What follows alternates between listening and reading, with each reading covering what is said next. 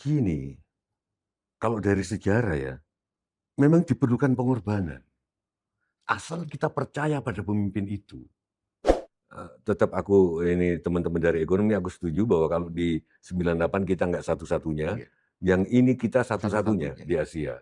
Gimana Mbak pendapatmu? Aku hanya akan ngomongin menteri kalau kelasnya memang menteri. Kalau dia bukan menteri, ngapain aku ngomentari kelas? Buang waktu aku.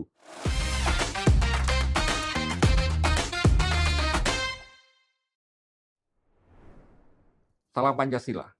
Kawan, bertemu lagi dengan saya Winarko Ngantiwani di Ruang Dialektika. Kali ini kita akan membahas berbagai macam fenomena hari ini dari sudut pandang seorang budayawan.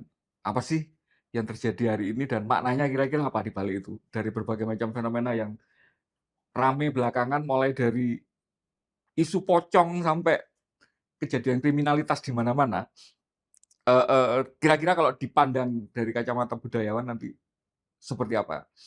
Tapi untuk memulainya nanti mungkin kita akan membahas dari sebuah hari ini kita sedang mungkin merayakan, umat muslim merayakan hari Idul Adha, perayaan hari raya kurban gitu ya.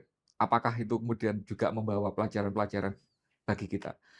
Karena itu untuk yang kesekian kali, saya lupa berapa kali, kami undang ke Ruang Dialektika budayawan senior Ki Dalang dan Presiden Ki Sujiwo Tejo. Salam Pancasila dulu. Salam Pancasila, Mas Winarko Ngantiwani. Saya sudah agak lama kepingin undang jenengan lagi itu karena gemes Hmm. melihat berbagai macam ekonom sudah ngasih penjelasan itu, pengamat politik. Tapi mas saya sih nggak ada pengamat budaya atau budayawan yang kemudian bisa memberi penjelasan tentang apa sih sebenarnya yang terjadi di kita itu hari ini. Maknanya seperti apa? Apakah ada sesuatu yang dibalik fenomena ini atau ya ini hanya sekedar fenomena sesaat gitu. Tapi saya akan mulai nanyakannya dari perayaan Idul Kurban itu sendiri. Masih bermakna nggak sih di kita merayakan sesuatu yang menjadi simbol bahwa ketika kita berlebihan itu kita harus memberikan sebagian dari kelebihan kita itu untuk mengingat pada Sang Pencipta. Di saat masyarakat itu hari ini banyak yang merasakan ekonominya kesulitan dan sebagainya. Kacamata seorang Mbak Tejo gimana? Gini Mas Winarko, jadi kalau kebudayaan itu kan banyak ya. Segala hal yang tidak alamiah itu budaya, gitu loh. Sebagai makhluk alami, sebetulnya manusia itu misalnya belum selesai evolusinya untuk menjadi makhluk pemburu, pemburu pengumpul. Jadi tulang belakang kita itu sampai kepala, ke bentuk kaki, Ya, menurut para ahli, dibentuk untuk lebih banyak berdiri. Tapi karena temuan-temuan kebudayaan di luar alam memungkinkan pekerjaan kita lebih banyak duduk, hmm, mulai dari nyetir, mulai dari kerja di kantor. kerja di kantor, bahkan ada simbol bahwa yang namanya orang makin tinggi kedudukannya duduk. Raja itu pasti duduk, yang lain-lain berdiri. Padahal itulah menimbulkan apa sakit ginjal, sakit itu dimulai dari situ. Harusnya kita lebih banyak berdiri. Jadi budaya itu ada makanan, ada baju, ada banyak, ada matematika. Tapi yang paling tinggi dari kebudayaan adalah kata. Maka berkali-kali saya ngomong kalau ingin menghancurkan sebuah bangsa, budaya bangsa, hancurkan jembatannya, maka dalam waktu sekian dekade dia bisa membangun jembatan lagi. Oke. Tapi kalau mau menghancurkan bangsa, hancurkan bahasa dan kata aksaranya. Dia sudah mati. Makanya Itu Korea mempertahankan itu, Arab, Cina, Jepang, Jawa Jawa sudah separuh mati nih, gitu loh. Aksara bahasa Jawa masih ada, bahasa Sunda masih ada, tapi aksara udah mati, udah jarang. ya. Jadi gitu. Nah, korban adalah satu dari kata-kata yang ketika aku runut akarnya itu korb itu mendekatkan diri, Bahasa Arabnya itu ya. takarub apa kurb kurb QURB itu mendekatkan diri. Nah, sejak kapan berarti menjadi pengertian korban di kita, aku juga nggak ngerti itu.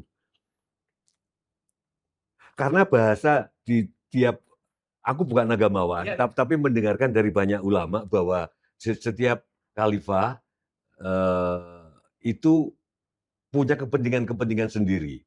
Misalkan zaman dinasti Umayyah, zaman dinasti Abbasiyah itu beda.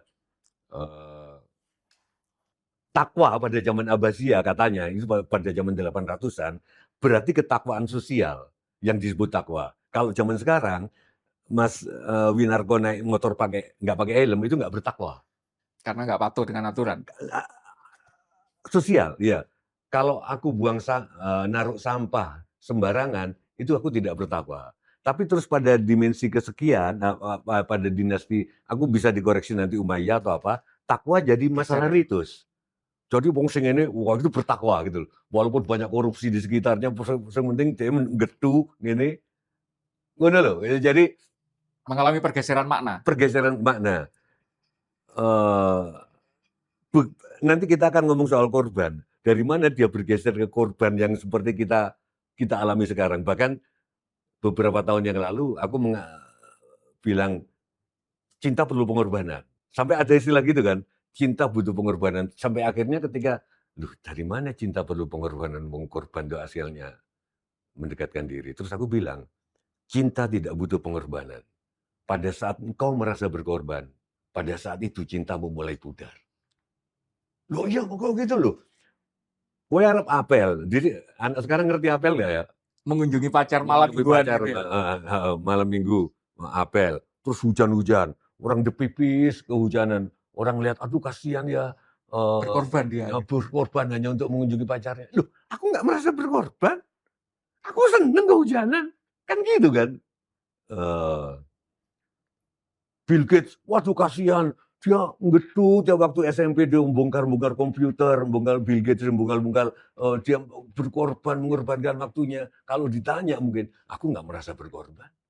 Aku senang mengerjakan ini karena aku senang. Jadi korban itu biarkan orang lain yang melihat.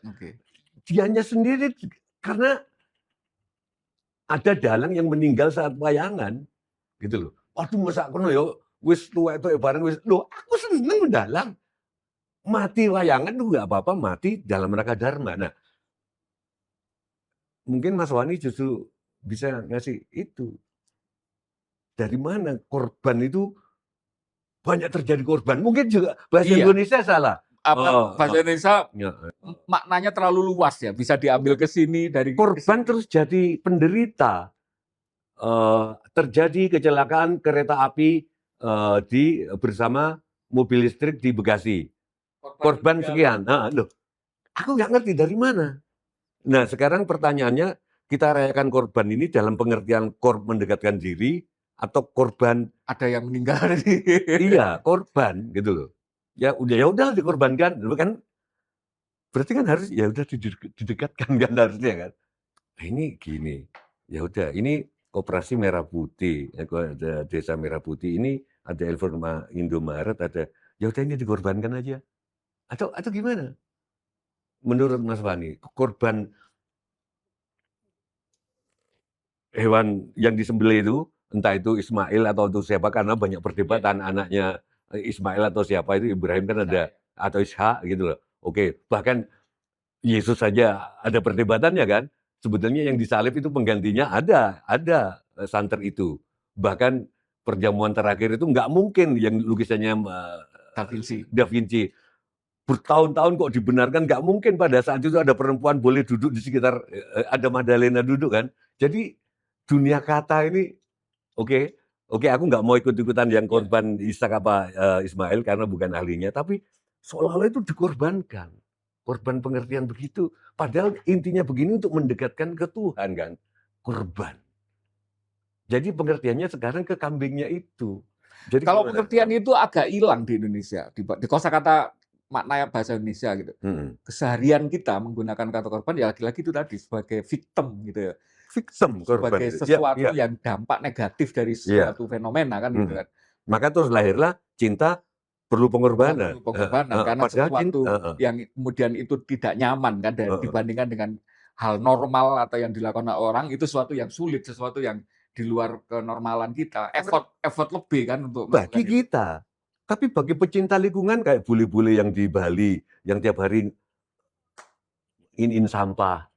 Bagi kita, aduh kasihan ya, tiap hari mungkin sampah di pantai, skuter ke sana itu. Bagi dia, loh aku seneng lihat laut bersih, gitu. Gimana? Aduh kasihan ya seorang ibu-ibu temanku, setiap hari dia ini nasinya dikasih ke semut-semut yang di dekat pekarangannya itu. Sebelum dia makan, dia pengen semut juga makan. Aduh kasihan ya ibu-ibu itu tiap hari nunggu semut sebelum dia makan, dia nggak makan. Kasihan dia berkorban. Mungkin kalau kita cek ke ibu itu, aku nggak ngerasa jare sopo, aku nggak berkorban. Aku ini seneng. Justru kalau aku nggak melakukan itu, kayak ada yang hilang. Oke, Iya. sekarang konteksnya kita ngomong korban gimana ini? Perayaan korban. Kalau saya sih yang kepingin yang kedua itu kayak. Yang mana? Ya bahwa kemudian ketika itu melakukan itu adalah sesuatu yang karena memang saya seneng, karena kayak kalau nggak melakukan itu ada yang hilang gitu. Banyak kan kayak gitu, ada sesuatu yang kemudian orang lain di luar yang melakukan itu ngelihatnya sesuatu yang butuh upaya lebih, butuh pengorbanan, butuh lagi-lagi kata korbannya lagi yang muncul ya. Butuh upaya yang itu agak sulit dilakukan di luar yang kebiasaan. Tidak melihat ada untungnya kan gitu kan, tidak melihat ada manfaatnya di situ. Pencinta kucing itu misalnya ya, setiap hari kemana-mana bawa makanan kering itu kalau melihat ini. Itu kan kalau orang bukan pencinta kucing nggak tahu nalarnya ngapain kamu. Sampai ngomong pencinta kucing itu 1, 2, 3, 4 rumah dari tetanggaku. Itu sampai kalau aku jalan pagi, dia ada di daerah, ada kira-kira setengah kilo dari rumahku, ngasih kucing-kucing yang di sana. Dan dia juga nggak tahu siapa nama, aku pikir kucingnya. Ternyata kucing dia nggak tahu. Bagi aku, bisa aja aku bilang, kasihan tiap pagi dia berkorban, mengorbankan waktunya untuk itu. Padahal mungkin dia enggak. Enggak. Terus kembali ke tadi pemaknaan korban sebagai ritual tadi. Kira-kira berarti kalau masyarakat hari ini memaknai yang mana? Lebih banyak yang mana? Apakah yang berkorban karena dia harus mengeluarkan hartanya yang dia nggak rela untuk sebenarnya untuk Selama kita masih menganut cinta butuh pengorbanan, selama di truk-truk itu masih belum ada revisi itu, tapi truk-truk kalau udah cinta dibokong truk cinta butuh pengorbanan, berarti mindset kita cinta perlu victim itu. Tapi aku udah ngomong 10 tahun yang lalu, Mas Winarko, cinta nggak perlu pengorbanan. Pada saat kita merasa berkorban, pada saat itu juga bukan cinta berarti. cinta kita mulai pudar. Gitu loh. Kalau kita mau merayakan yang ini, gimana kalau kita sekarang melakukan apa yang kita mau, biarkan orang lain mengatakan itu berkorban. Mungkin itu cara kita merayakan hari korban sekarang. Misalkan Mas Winarko suka ekonomi kerakyatan. Ya udah, ngerjakan ekonomi itu. Walaupun lingkungannya bilang, wah ya ampun Mas Winarko ini ngapain sih hari gini. Ini zaman kapitalisme, ini kenapa ngerjain itu. Atau ketika Pak Prabowo mau memperbanyak K-pop, pernah ada waktu dia kunjungan ke Korea, dia kan mau memperbanyak K-pop di Indonesia. Gitu loh. Dia tetap main gamelan aja gitu loh. Aduh kasihan ya Pak itu main gamelan sampai kempok keret jabelan gitu loh. Nggak payu-payu. Sementara Pak Prabowo sendiri mendukung K-pop. Gitu loh. Tapi kan itu kan menurutmu. Coba cek. Ternyata dia happy banget. Karena dia nggak merasa berkorban. Dia menikmati itu. Dia nggak passionnya di situ. Jadi menurutku hari raya korban ini, kalau aku usul, semua orang melakukan apa yang dia senang, walaupun orang lain menyangka dia berkorban. Itu ya bentuk Mungkin loh ya. korban yang paling hakiki gitu ya. Ketika orang lain sekarang ngomongin pejabat A, pejabat B, pejabat C, saya nggak ngomongin, Mas. Menurut orang, aduh kasihan Mbak Tejo berkorban ya, tidak mengomongin sesuatu yang harusnya diomongin. Ya aku berprinsip, aku hanya mau ngomongin presiden, kalau yang aku omongin itu kelasnya memang kelas presiden. Kalau enggak aku buang waktu. Sampean ngomongin tukang sayur, enggak enak sayur itu bosok-bosok sing didol. Ternyata dia bukan tukang sayur, dia tukang las. Yang karena kena PHK terus dia jadi tukang sayur. Buang waktu enggak sampean? Itu yang terjadi sekarang. Ada menteri bilang bahwa enggak boleh begal itu. Minta pendapatku. Gimana Mbah pendapatmu? Aku hanya akan ngomongin menteri kalau kelasnya memang menteri. Aku nggak ngejawab. Kalau dia bukan menteri, ngapain aku ngomentari kelas? Buang waktu aku. Wis uripku akeh dosane, gitu loh. Dan buang waktu itu di agama manapun kan dosa. Daripada nambah-nambah dosa. Jadi aku hanya ngomongin kepemimpinan seseorang yang kelasnya memang pemimpin. Sorry. Nah, terus berarti Mbak Tejo berkorban dong. Tidak ngomongin, tidak pernah mengucapkan nama pun, gitu loh. Aku tadi masih sempat ngucapin Prabowo ya keperucut gitu loh, gitu loh. Nggak apa-apa, karena munculnya wujudnya biar jelas ya. Publik nggak punya gambaran nanti. Loh, tapi kan kita ngomongin orang yang kelasnya bukan pemimpin. Buang waktu nggak itu? Iya, tapi ketika pakai itu, paham itu dipakai, itu kan kemudian faktanya mereka secara SK, secara kelembagaannya itu ya mereka yang ditunjuk gitu. Kelembagaan mereka presiden, kelembagaan mereka menteri, kelembagaan mereka gubernur. Tapi kalau kelasnya bukan gubernur, kelasnya bukan bukan barusan ada seorang satpam yang membela begal, gitu.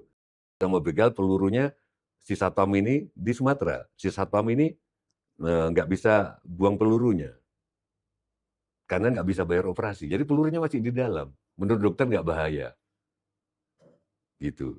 Terus aku bilang, ya udah kalau gitu kita buka rekening yuk. Siapa yang mau buka rekening talangan. Kita nggak usah ngomong bupatinya, nggak usah ngomong gubernurnya, Iya, atau siapa tahu kelas mereka bukan kelas bupati. Siapa tahu kelas mereka bukan kelas gubernur. iya. Gitu loh. Ya banyak sekarang memang seperti itu. Tapi saya khawatirnya kalau itu menyebar luas pandangan kayak yang Tejo itu, ya orang jadi kayak semacam membiarkan mereka seenak-enaknya Bukan sendiri. membiarkan, kita ngomongin penggantinya.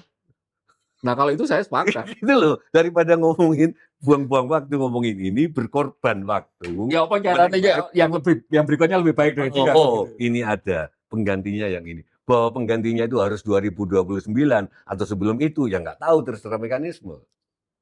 Gitu, kalau aku sih.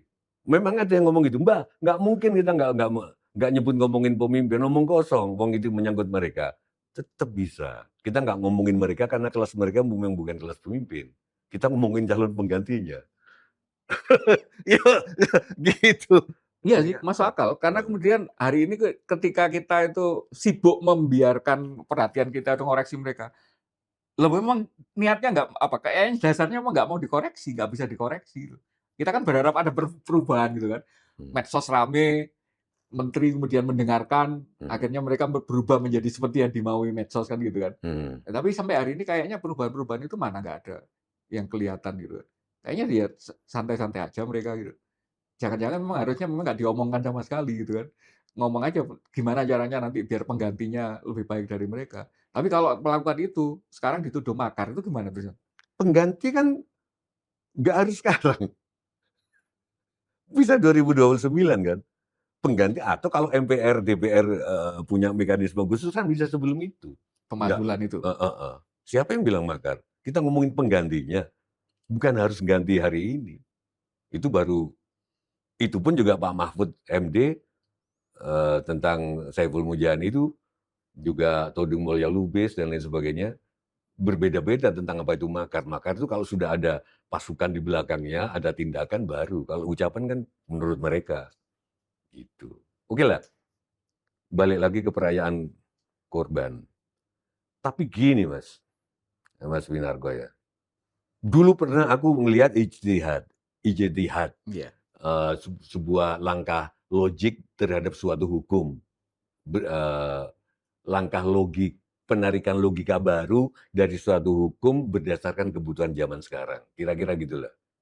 Jadi aku pernah ngelihat, gimana kalau hajian itu jangan di tanggal itu, dengan ini Dzulhijjah atau apa. Hajian itu tiap saat. Gitu loh. Ada wacana itu 10 tahun yang lalu. Kenapa kok tidak satu tanggal? Supaya nggak bareng hajian jutaan orang bareng gitu loh. Santunya gitu. Jadi hajian bisa tiap saat. Pertama itu. Ini tolong bagi yang dengarkan, ini aku ngatakan, aku bukan ahli agama, ngatain tentang menjelaskan beberapa fenomena yang terjadi beberapa tahun yang lalu, ada fenomena itu. Kalau di satu pintu hanya tanggal sekian di bulan Dzulhijjah kan, desak-desakan antrian. Yang kedua, banyak fasilitas kalau kita ke Mekah itu kayak ke Arafah ke apa, yang kalau nggak hajian Iso nggo trek-trekan, Mas. Hmm, Wah kalau di iya, sini mungkin untuk trek-trekan apalagi kalau Persib menang iya, bisa di situ bisa kayak apa di situ, Persib menang, iya. Karena wah nggak ada orangnya. nggak ada orang, terus ada tenda-tenda yang kosong kosong kosong, hanya dimanfaatkan setahun sekali, oke? Gitu loh. Terus hubungannya sama korban juga. Iya, Gimana kalau nggak harus kambing? Karena begitu saat yang sama orang memotong kambing atau sapi, pada saat yang sama semua orang memotong itu dan siapa yang mau makan? Pernah ada berita di beberapa di Arab Saudi sampai itu dibuang-buang bukan di Arab, di sebuah tempat karena semua iya, orang berada kenapa nggak dalam bentuk duit misalkan. Duit itu misalkan dikasihkan untuk sekolah, mereka yang nggak mampu, gitu-gitu loh, ini diskusi kita sekarang. Cuman kadang-kadang memang di dalam ritus, ya itu kan. di dalam Masalahnya ritus kuncinya di situ kan. Kalau itu kita dilakukan, nggak bisa ilmiah, nggak usah di negeri kaya. Di negeri kita aja, kadang-kadang kita sampai oek-oek loh, karena kebanyakan daging. iya. Semua ngirim daging hari itu. Kenapa nggak? Itu kan duit, terus cuman sekali lagi diskusinya, ternyata di dalam ritus, nggak terlalu di dalam ibadah ritual, Iya. nggak bisa semuanya Ada hal yang biasanya nggak bisa dilogikakan. dilogikakan, Ya, gitu. katanya misalnya larangan makan babi itu hari ini nggak ketemu logikanya. Ternyata karena semua asumsinya dulu itu bisa terbantahkan katanya.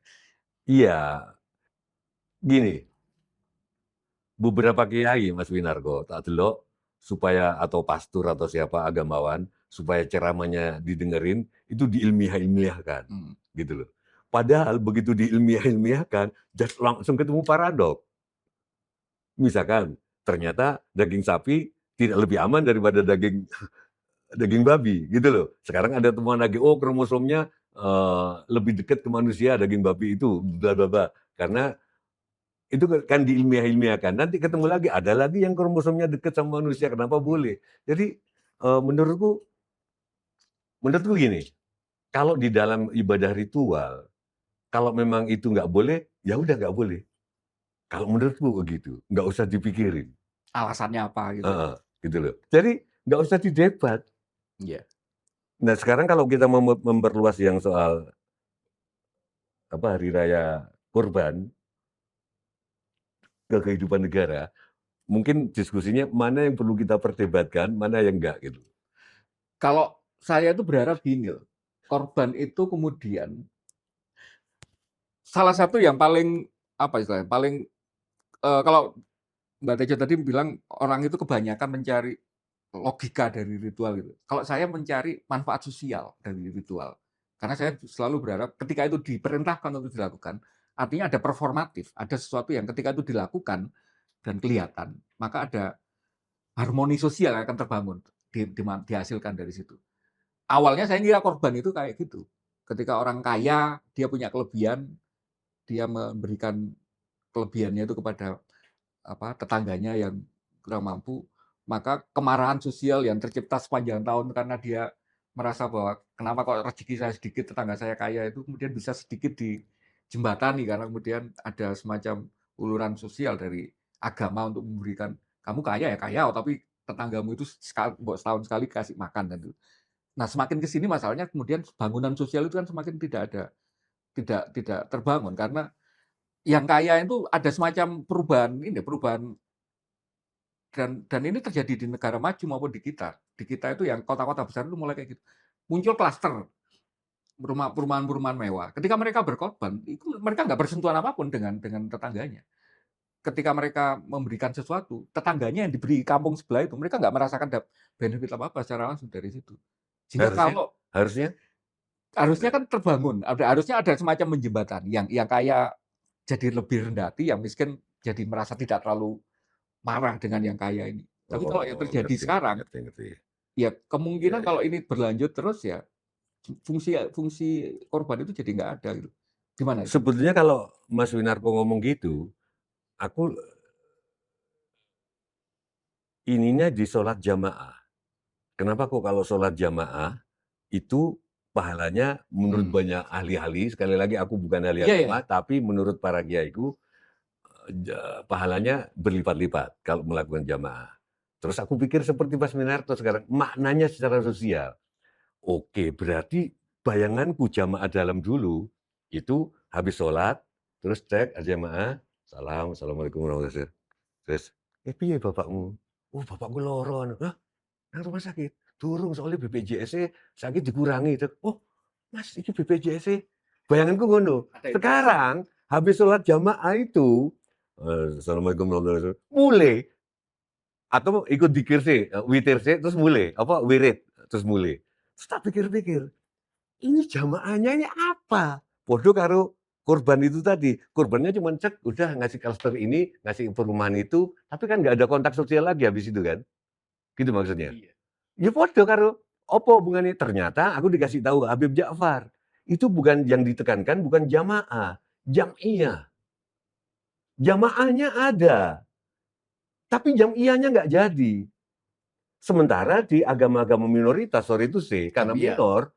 minoritas lebih enak. Dia tahu, dia durung nyambut gawe, dia pas jadi gereja minggu apa-apa, oke, apa di kelenteng apa-apa, kan lebih sedikit. Iya.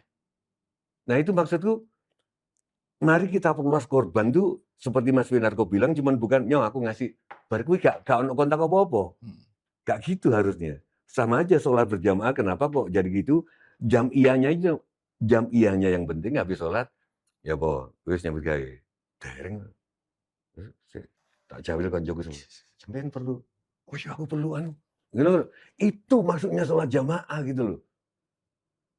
Kenapa kok lah sekarang podo wis salam lunga podo karo bar ngasih daging, nggak tahu sing dikasih sapa, nggak terbina. Nggak ada. Bahkan hadis-hadis atau hukum-hukum yang mengatakan bahwa orang yang sudah menabung haji terus nggak jadi haji karena duitnya dipakai untuk tetangganya, itu pahalanya sama dengan naik haji. Ono kan, ono. Itu enggak, Iya. udah nabung, aku udah nabung nih, terus tiba-tiba tetangga ada. Itu dulu sering disitir kiai-kiaiku. Ternyata Nabi bilang itu sama dengan naik haji sudah ibadahnya. Terus pertama, yang kedua, setahuku aku nggak tahu sekali atau 2 kali, mana hajinya sekali, umurnya 2 kali atau apa, intinya sedikit. Intinya Nabi itu, Rasul nggak haji berkali-kali, intinya. Dan nggak umroh berkali-kali, padahal di situ tempat tinggalnya. Sekarang apa yang terjadi? Orang naik haji berkali-kali. Iya. Status Pad sosial. loh, padahal duitnya itu kan bisa disumbangkan untuk sekolahan, untuk penelitian, untuk Toh pahalanya sama tadi kan. iya. Karena kenapa bahwa Nabi sendiri hajinya nggak berkali-kali, kalau nggak salah 2 kali atau sekali, haji wada atau haji, tolong dikoreksi, umrohnya juga nggak berkali-kali. Tapi sekarang umroh berkali-kali, itu Mas Winarko nek diambil oleh government, nggak bisa kamu umroh sudah, kamu umroh ya, oke, aku ambil kamu nggak jadi umroh, ini tak alihin untuk pembangunan di Papua, untuk gitu-gitu. Untuk melawan pesta babi di Papua jadi pesta sapi atau apalagi misalkan dari sorry guyonnya gitu. Lebih nggak terjadi banyak perampokan, begal dan lain sebagainya. Itu loh maksudku, Iya ya. korban yang formalitas itu aku nyembelih terus dikekno, di di apa, diheboh-hebohkan, tapi korban dalam pengertian hubungan sosial antara klaster ini sama klaster itu, terjalinnya jembatan sosial terus-menerus, enggak. Sholat jamaah digembor-gemborkan, "Ayo jamaah-jamaah," tapi jam'iyahnya enggak.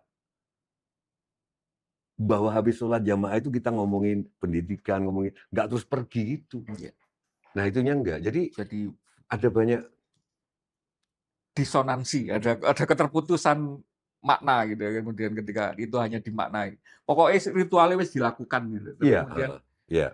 apa benefit sosialnya. Ada lagi yang jadi pertanyaan saya itu gini, korban itu kewajiban individu atau institusi juga harusnya ada korban? Korban yang mana ini? Korban yang orang lain melihatnya itu sebagai korban, tapi dirinya Kalau sendiri kayaknya enggak. Korban gesernya yang kita tadi yang orang apa, yang mengorbankan itu, bukan yang perasaan mendekatkan. Orang lain peduli setan mau melihat apa. Tapi saya menyerahkan sebagian dari kenikmatan itu untuk kemudian upaya apa, upaya ya membayar kewajiban gitu. Itu kan tidak ada yang dibebankan kepada institusi. Maksudnya negara misalnya atau desa atau apapun lah institusi yang kemudian sebagai institusi harusnya juga mengalokasikan sekian dari kapasitasnya dia untuk kemudian mengambil manfaat dari korban itu. Ini kan tidak ada. Kenapa menurut Mbak Tejo? Aku nggak ngerti karena belum jelas korban yang mana ini gitu loh.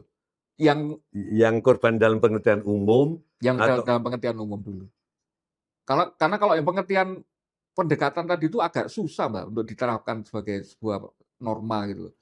Ya orang per individu mungkin bisa memaknai itu, tapi ketika jadi norma itu kan, ya itu tadi geser semua, ritualnya juga berubah. Kalau itu tidak dimaknai sebagai sebuah pengorbanan, gimana mendasari kalau korban dianggap sebagai mendekatkan diri dan yang melihat kita itu berkorban hanya orang lain, bukan kita. Eh, aku sehari-hari menghabiskan waktu untuk latihan vokal. Mungkin bagi orang ngapain sih Tejo gitu, buang-buang waktu aja. Tapi aku seneng. Jadi aku nggak merasa berkorban. Itu. Nah, kalau korban dalam pengertian itu memang aku setuju berlaku individual. Artinya tapi itu tetap kita butuhkan. Kita butuhkannya gini karena aku baru dapat satu penelitian hasil studi Mas. Lupa aku orangnya siapa, orang luar. Psikolog. Bahwa sumber stres itu bukan satu-satunya duit. Sumber stres tertinggi adalah ketika Mas Winarko, ketika Tejo terlalu berpikir tentang bagaimana orang lain memikirkan dia. Itu loh. Aduh ya apa aku kok nek dianggap wong edan. Iya, iya. Aku nek Mas Winarko baca buku-buku tentang weton dan lain-lain, waduh wong edan gitu. Gimana ya? Nah, kalau kita sudah nggak mau mikirin itu pengorbanan yang bagus. Itu tapi betul bisa dilakukan secara individual. Tapi gimana Mas? 280 juta orang melakukan apa yang mereka senangin tanpa peduli omongan orang. Apa nggak berdampak secara sosial?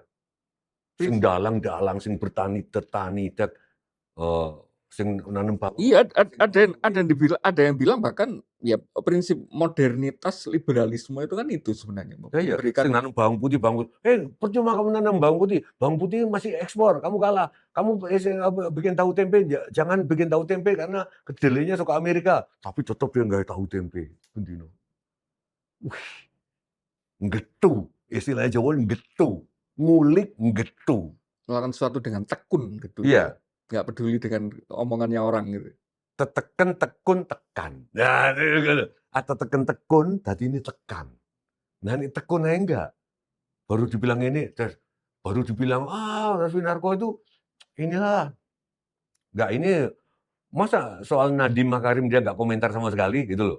Kan Nadiem Kriminalisasi. dikriminalisasi atau apa. Terus Mas Winarko sing jajane nggak pengen berkomentar karena nggak ngerti soal hukum. Terus orang komentar, membela atau apa. Tapi kan Mas Winarko, enggak, aku nggak ngerti soal hukum. Ya, itu kan menurut Hotman Paris. Itu kan menurut kita nggak tahu faktanya. Kenapa nggak kita tunggu di sidang?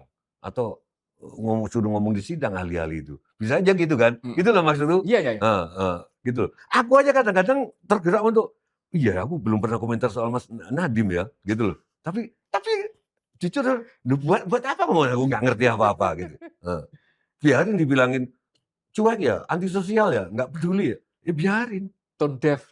Iya, biarin. Nah, sekarang ke korban yang pengertian umum. Haruskah? Ini korban ke pengertian umum. Haruskah ada yang dikorbankan? Harus. Di situ kita belajar skala prioritas. Gimana? Kenapa? Di situ kan kita diajari di setiap kuliah itu nggak tahu walaupun bukan jurusan manajemen ada namanya skala prioritas. Mana yang harus kita dulukan. Yang kita sisihkan itu berarti yang kita korbankan. Gitu. Kalau misalkan hari ini ada pertunjukannya Eagles sama Queen, misalnya mereka masih hidup, yang Queen dong, We are the champions of the day. Tiketnya sama-sama 5 juta gitu, atau nggak enak ya didengar orang desa nggak pegang dolar ya, jangan orang desa nggak pegang dolar. Tiketnya 100.000, terus tiba-tiba Eagles. Dan di Laksono seneng lagu ini, dan di Pesta Babi itu yang on the highway. Hotel California. Welcome to the Hotel California. It's a salad. Dan di Laksono, Bu, jangan bikin pesta babi doang gitu loh. Main gitar, suruh main gitar itu dia bagus gitu loh. Gitu. Nah, mana yang harus aku prioritas? Duitku 100. Karena aku harus mengorbankan salah satu. Nggak mungkin dua-duanya. Aku cuma punya duit 100.000. Saya kira gitu. Dan saya dengar MBG sudah mulai dipangkas, saya dengar. Iya ya, MBG, ya. dari 1 minggu full 6 hari, sekarang tinggal 4 hari kan. Ya, ya. Tapi kalau itu kan bukan karena prinsip korban tadi, karena dikatain apa masukan banyak orang durung sugih kok sok ngutang duit tuh makan tiap hari gitu. Itu kan jadi sesuatu yang nggak masuk akal gitu. Kalau ngutang itu masih miskin itu yang ngutangnya buat biar bisa dapat penghasilan gitu, bukan buat bisa rekreasi. Gimana kalau kita pakai prinsip orang Jawa? Wis untung, walaupun motongnya itu karena dibagi-maki, bukan karena sadar. Wis untung sih gelem motong gitu. Nah, iya kan? Wis untung sih gelem motong. Ada orang jatuh, untung nggak putung tulangmu. Si untung kan? Gimana kalau kita ngelihat gitu? Nggak bisa. Kalau institusi nggak bisa. Harusnya MBG itu dipangkas by reason rasional bahwa ini membuat defisit APBN. Ya, karena bukan karena dicaci maki. Karena harusnya itu, karena ya prinsipnya kan kalau prinsip pakai analogi di rumah tangga, ngutangnya MBG itu, ngutang untuk dipakai MBG itu sama kayak kita ngutang, tapi lagi nggak ada kerjaan, nggak dipakai untuk kulaan buat toko atau kulaan buat bikin warung atau beli motor biar bisa gojek gitu. Bukan untuk membuat kegiatan ekonomi gitu, tapi untuk makan-makan gitu, untuk yang rekreasi, untuk yang secondary gitu, untuk yang kebutuhan yang harusnya itu kalau sudah punya duit nggak apa-apa gitu. Nah ini kan yang ngutangi jadi mikir lah, ngapain aku ngutang? Tadinya aku, Mas Winarko, tadinya aku bisa melawan ini. Melawannya jangan ngitung 10-20 tahun. 5-10 tahun, ngitungnya 20 tahun ke depan, setelah generasi yang makan bergizi ini tumbuh. Ngitungnya begitu. Tadinya. Tapi ternyata setelah beberapa itu beracun dan beberapa itu di luar standar gizi, aku agak setuju juga. Kalau ngitung tujuannya itu sebenarnya juga bisa, tapi tidak sebesar, lagi-lagi tidak sebesar MBG itu. Yang ngasih makan anak-anak yang orang tuanya nggak mampu, anak-anak yang kekurangan gizi, anak-anak yang di luar daerah-daerah 3T itu. Disasar itu bisa. Tapi lagi-lagi kalau misalnya tujuannya itu ya nggak 330 triliun juga gitu. Kata teman-teman Selios itu kalau tujuannya itu untuk satu generasi bahkan itu. Yaitu 17T, 18T katanya sudah bisa. Bimo atau Iya, Bimo. katanya teman-teman Selios itu. Selios Bimo kan. Kawan-kawan itu. Kalau tujuannya untuk itu nggak ada yang protes itu. Kalau untuk tujuannya pencegahan stunting untuk anak-anak yang kekurangan gizi. Nah, masalahnya kan ini enggak semua universal coverage istilahnya. Semua anak dapat ditujukan, baik anaknya orang kaya maupun enggak sekolah elit atau enggak. Enggak ada pembedaan gitu ininya. Ya itu tadi tujuannya jadinya kemudian ya berarti bukan itu tujuanmu gitu. Ada tujuan lain kan berarti kan. Iya. Tujuan lain ya keluar duit itu tadi. Masalahnya duit itu tadi siapa yang memanfaatkan? Ya nggak tahu juga. Itu mungkin Kang Tejo punya informasi lain. Jangan-jangan di desa itu mau benar-benar semua petani itu sedang gumuyu karena gara-gara tiap hari ada 5.000, satu dapur kan katanya 3.000, 5.000 porsi yang pesan makanan sehingga kemudian menumbuhkan permintaan. Itu kan seolah-olah yang dipidatokan presiden kan gitu. Nah masalahnya ketika dapurnya sudah jalan nggak ada tuh petani yang kemudian jadi kaya gara-gara. Ya. Kalau itu karena lagi-lagi tidak ada pilot project kan. Banyak ahli mengatakan bahwa MBG ini proyek yang sangat besar sekali. Jangankan besar sekali, nggak besar pun harus melalui pilot project. 3 bulan, di sekolah mana. Oh bener nggak SPPG gini? Oh berarti begitu aku terapkan ternyata dia nggak ambil telur dari petani. Dia nggak ambil, tapi dari grosir yang mana. Atau oke, aku ambil dari petani tapi ibu-ibu marah semua. Ibu-ibu, termasuk bojoku, gitu loh. Oh soalnya telur harganya jadi segini karena sudah diambil SPPG. Oh kalau begitu gimana kalau nggak usah bikin SPPG tapi diserahin ke orang tua masing-masing. Nah ada gitu kan. Jadi karena nggak ada orang tua kecuali dia gila loh ya. Kecuali dia gila yang nggak pengen anaknya bergizi gitu loh. Kalau diserahin ke KDM kalau nggak salah. Dan banyak negara juga melakukan seperti itu karena cash transfer itu kemudian Yang jelas memotong alokasi yang lain-lain kan. Mhm. Hari ini 15.000 itu jelas-jelas yang 5.000-nya sudah bukan buat anak-anak itu kan. 5.000-nya itu kan buat lembaganya, buat pengelolanya, buat kalau misalnya 15.000 itu dikasihkan ke orang tuanya, ya ada yang bilang, "Oh, nanti kalau orang tuanya pinjol, kalau orang tuanya rokokan, kalau orang tuanya main judol." Ya kalau mengasumsikan semua program itu ada yang kekurangan ininya pasti. Tapi kemudian itu dijadikan dasar ya nggak masuk akal. Kalau nggak ada pilotnya tadi. Nah masalah pilotnya kan nggak ada. Berarti bisa dikorbankan, ada yang perlu dikorbankan di MBG ini. Nah, Kaos kaki, pengorbanan kaos kaki, ya kan? Nggak usah, kaos kaki dikorbankan. tapi Trail, sepeda motor trail dikorbankan, harus ada. oh Nah, ya trail itu nah, buat MBG ya. iya kan? Dikorbankan. Kalau Terus, kalau kaos kaki itu kan katanya, loh itu kan untuk pendidikannya anak-anak waktu apa ngerekrut kepala-kepala itu katanya untuk itu. Kalau itu nggak terlalu inilah. Tapi yang tiap hari keluar uang 1 triliun itu loh yang paling menggesa. Ketika kemudian duitnya itu duit ngutang gitu. Lalu terus yang ngutangin apa nggak mikir gitu kan. Kamu ngutang terus tapi nggak dipakai untuk nyambut gawe itu kan. Nanti aku hmm, membayarnya gimana kan gitu. hmm, Kalau nggak jelas-jelas nggak bisa bayar ya ngapain aku mau ngutangin kalian kan gitu. hmm. Nah masalahnya kemudian ketika makanya saya tadi tanyanya kenapa kok negara tidak ditekankan untuk korban gitu. Kalau misalnya Prabowo itu mempunyai keyakinan benar bahwa ini sesakti itu untuk sebagai sebuah program manfaatnya yang bisa kita rasakan, katakanlah pakai asumsinya Mbak Tejo tadi yang baru kita rasakan mungkin 10 tahun, 20 tahun lagi gitu ya. Ya nggak apa-apa, tapi kalau dengan prinsip korban tadi misalnya, ya nggak semua gitu loh. Ada yang diserahkan kenikmatan itu. Tekanannya kan ke sana. Hmm. Kalau negara dibebani berkorban, yang pengertian berkorban yang umum tadi, ini kan enggak. Gimana kalau Sebetulnya gini, kalau dari sejarah ya, memang diperlukan pengorbanan. Asal kita percaya pada pemimpin itu.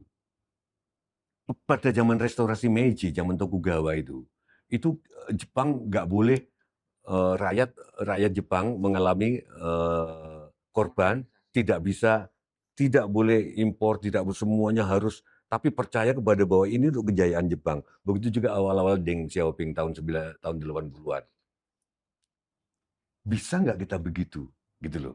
Katakanlah aku percaya kepada sesuatu yang dengan MBG ini, dengan Koperasi Desa Merah Putih ini, dengan ekspor melalui satu pintu ini, akan lama-lama akan membawa negara kita ke semua berkorban begitu. Bisa nggak? Ini diskusi. Kenapa rezim restorasi Meiji Jepang bisa, kenapa zaman Deng Xiaoping bisa, dan terbukti sekarang Cina. kalau percaya itu kan kemudian mengasumsikan kasih kesempatan nunggu waktu. Bahkan Hmm. sebelum ke sana, Hmm. prosesnya ini kan juga sudah problematik. Yang melakukan ini anak buahnya yang menjalankan ini juga sudah dianggap, lah gimana sih? Katanya aku nggak boleh apa daerah dananya dikurangi, katanya harus efisiensi. Hmm. Kamu bikin kabinet Gemuk. enak aja gemuk. Anak buahmu Oh ya, mesti katanya efisiensi. ngiung-ngiung. Apa kamu masih tiap bulan, tiap 2 minggu sekali ke luar negeri jalan-jalan. Perjalanan terbanyak ya dibandingkan SBY, dibandingkan Megawati, dibandingkan Jokowi pada rentang 2 tahun sudah hampir 40 lebih. Nah Gitu ya, kan. terus jalan-jalan ke luar negeri, terus merayakan ulang tahun aja di suite hotel di Paris yang harganya 300 juta. Lah, kayak gitu-gitu kan jadinya. Kalau ngajak berkorban gitu. Kamu dulu tunjukin kalau yang apa kalian yang sudah enak itu berkorban duluan gitu, meninggalkan kenyamanan-kenyamanan ya mungkin rakyat baru Enggak, percaya. tapi siapa tahu sekian ratus juta lah semalam bagi kita mahal. Siapa tahu bagi mereka murah. Siapa tahu terus mereka berkata, loh kami sudah berkorban ini. Kalau kami nggak berkorban, kami bisa sewa 1 triliun untuk ulang tahun ini gitu loh. Gimana kalau gitu? Mungkin nggak apa-apa kalau tidak ada Iya kan narasi. biayanya 1 miliar lah. Lagi-lagi mungkin nggak Nah, apa-apa kalau tidak ada narasi bahwa kamu itu sedang melakukan kunjungan kenegaraan yang ke sana itu pakai anggaran duit rakyat, naik pesawat kepresidenan dalam rangka kemudian acara-acara yang berhubungan dengan bertemu dengan negara lain gitu. Kalau kalian lagi cuti, saya cuti 1 bulan, terus melakukan itu dengan biaya pribadi semuanya dan sebagainya, ya terserah itu. Nah, masalahnya kan ini enggak. Dan mana kemudian ini dilakukan di saat kemudian minta, ya itu tadi, ikuti saya untuk percaya MBG, percaya KDMP, ya susah. Gimana rakyat bisa percaya? Kalau mau melakukan itu kemudian mengkritik dan sebagainya dianggap makar. Gimana tuh? Masalahnya, Winarko, manusia itu di samping makhluk yang bekerja homo faber, makhluk yang berpikir homo sapien, juga makhluk simbolis, makhluk yang penuh penuh simbol. Pertanyaanku sekarang, apakah dalam krisis krisis seperti ini, hal-hal yang sifatnya seremoni juga harus dikorbankan? Padahal seremoni itu penting. Misalkan perayaan apa, misalkan nanti perayaan Agustusan nanti, gitu loh. Iya. Begitu para pemimpin tidak tampil elegan, itu kan perlu duit. Belum soal itu jadi kita juga ngelokro nyanyi Indonesia Raya, Indonesia tanah air dalam kondisi Seadanya gitu. seadanya. Itu bagaimana? Jadi pengorbanannya ini aku tantang juga, ingat loh kita juga makhluk kita Performatif ya, homo performatif.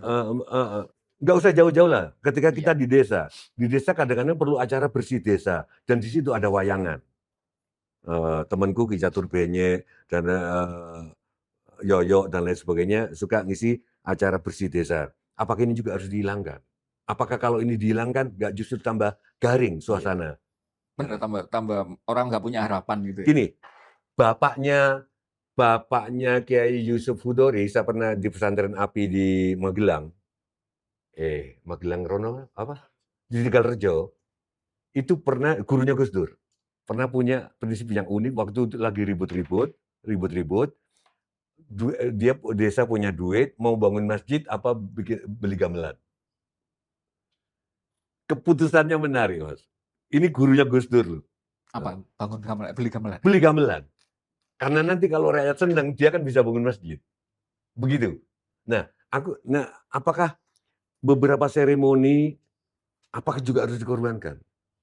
Ini terkait sama apakah Pak Prabowo menyebut lagi nama aku. Apakah seorang presiden membawa mobil maung ke sebuah forum Filipina sementara Presiden yang paling kaya naik pesawat. negeri yang ngutangin kita Naik pesawat naik komersial. pesawat komersial.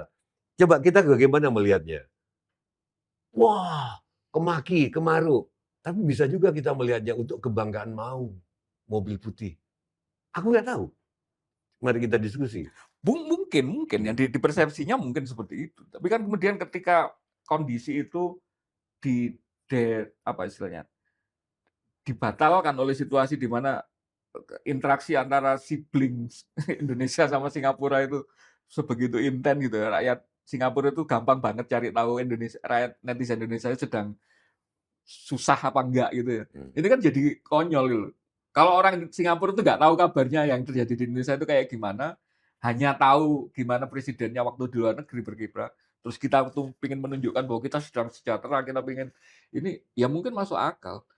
Nah, tapi mereka tahu kok di kita kayak gimana. Itu kan sama kayak Nah, ya, Purbaya koar-koar ekonomi kita bagus, ini bagus. Loh, semua lembaga rating bilangnya ekonomi kita hancur kok. Kecuali kalau ekonomi zaman Orde Baru dulu nggak ada enggak, informasi oke. keluar, Itu nggak kan ada. pernyataan. Kalau Purbaya pernyataan ekonomi kita baik-baik saja. Atau seseorang bilang bahwa selama Purbaya masih tersenyum, ekonomi kita bagus. Itu kan masih pernyataan.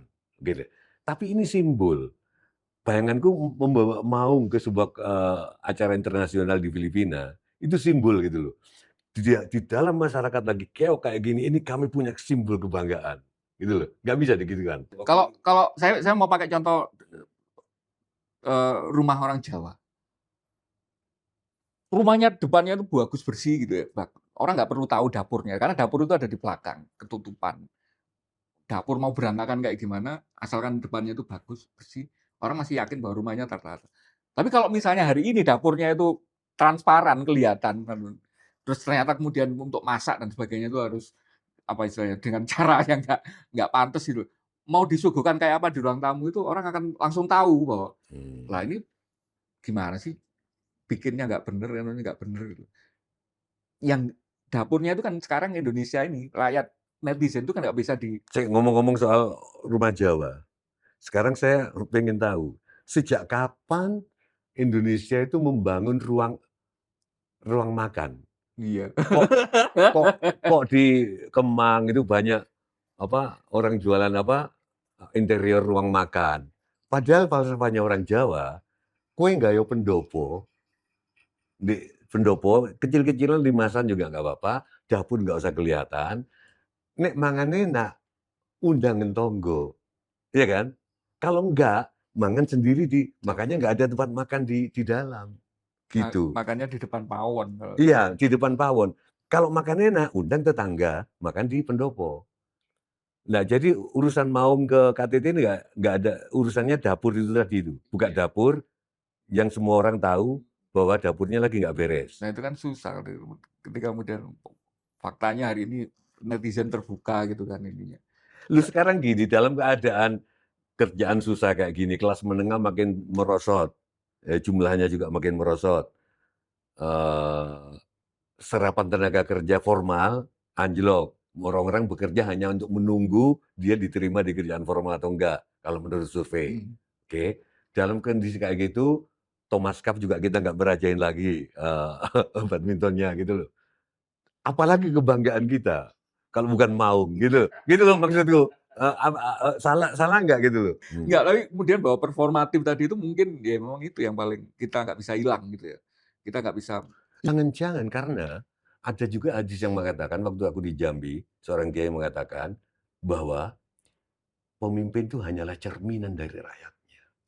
Itu kayaknya yang paling paling akurat itu. Nah, Kayaknya jangan-jangan deep down itu rakyat itu juga sama kayak kita, iya, pemimpin. untuk negeri yang revolusi, pemimpin adalah cermin rakyat adalah cerminan dari pemimpinnya. Tapi untuk negeri yang sudah lagi berjalan, jangan-jangan kita dapat pemimpin-pemimpin kayak gini Ya karena karena kita kayak sifat-sifat gitu. kita juga.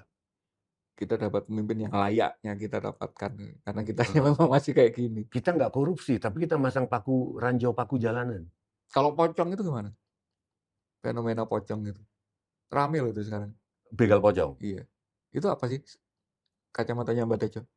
Kalau pengemis pocong, aku sering lihat di Lembang tahun baru. Banyak pengemis-pengemis yang pakai pocong gitu loh, yang minta di lampu-lampu merah. Lah ini tengah malam tuh Ya, yang tapi ini ngangkut. begal. Mungkin supaya mereka tidak kena pasal pidana. Kan orang gila sama orang tidur, orang mati nggak bisa dipidana kan kalau kayak gitu. Mereka udah pocong nggak gimana? Pak, saya pocong, Pak. Yang ngebegal itu pocong. Enggak. Bukan manusia ini. Mungkin karena di pengadilan, menurut Hotman, aku nggak ngerti hukum, tapi menurut Hotman Paris, kan Indonesia masih ada ada game gini, Mas. Manusia hanya bisa berusaha. Hotman Paris yang menentukan. Kan ini gue. Ya, menurut Hotman pengadilan nggak beres di Indonesia. Enggak, kalau saya bikin nanyakan itu gini. Ini ada cerminan, bukan cerminan, ada replikasi dari teman tahun 98 nggak sih? Tejo kan wong Jember ya, ngalami mungkin saat itu fenomena apa namanya? Dukun santet ya. Kemudian dukun santet sama. Kalau secara ekonomi, menurut teman-teman ekonomi, agak beda sama 98. Bukan ekonominya, tapi fenomena ada isu yang kemudian itu semacam mengawali sebuah Sama, perubahan. waktu itu di Banyuwangi dia itu Nah ya, kan dukun ninja yang pakai naik ke atap-atap. nah ya. Aku sendiri mau masuk Jember dari Jakarta waktu itu digeledah sama pedang kok, mobil itu digeledah. Makanya ada nggak sih itu kesamaan kayak semacam menciptakan sebuah kekhawatiran, ketakutan tertentu yang kita nggak punya alasan logisnya gitu. Nggak punya alasan sehingga kemudian masyarakat itu tiap hari urusannya itu aja membahas itu atau tiap malam harus. Agak beda dikit kalau begal pocong ini kan nggak terlalu sesakral kayak kiai atau dukun santet gitu loh. Urusannya lebih ke lebih ke magis-magis begitu. Kalau yang terjadi waktu dukun santet, patut diduga ada faktor politik yang sedang bergerak gitu loh. Karena pertama, gimana kalau santet nggak bisa dibuktikan dan lain sebagainya. Iya. Sama dengan waktu kasus PKI kan, kadang-kadang aku cuma nggak suka sama si A, aku Iya. bilang si A PKI, udah diciduk Pengadilan. tanpa pengadilan. Nah, dukun santet kan gitu. Nah, kalau pocong, aku nggak tahu apa sampai ke situ, apa sampai ke ini loh, nggak bisa dibuktikan. Kalau dia ditangkap kan bisa dibuktikan itu juga pocong. Kalau dukun santet tetap nggak bisa dibuktikan, itu loh maksud. Jadi fenomena politiknya lebih luas. Tapi sebagai sebuah upaya untuk Sebagai iya sama. isu untuk kemudian mengalihkan perhatian Iya masyarakat iya itu iya, nggak sama? bisa, sama, heeh. Cuman sekarang, tetap aku ini teman-teman dari ekonomi aku setuju bahwa kalau di 98 kita nggak satu-satunya, Iya, yang ini kita satu-satunya satu-satunya. di Asia. Dan kalau 98 itu drastis Iya perubahannya, agak iya cepat gitu. Kalau iya. ini agak lambat pelan-pelan.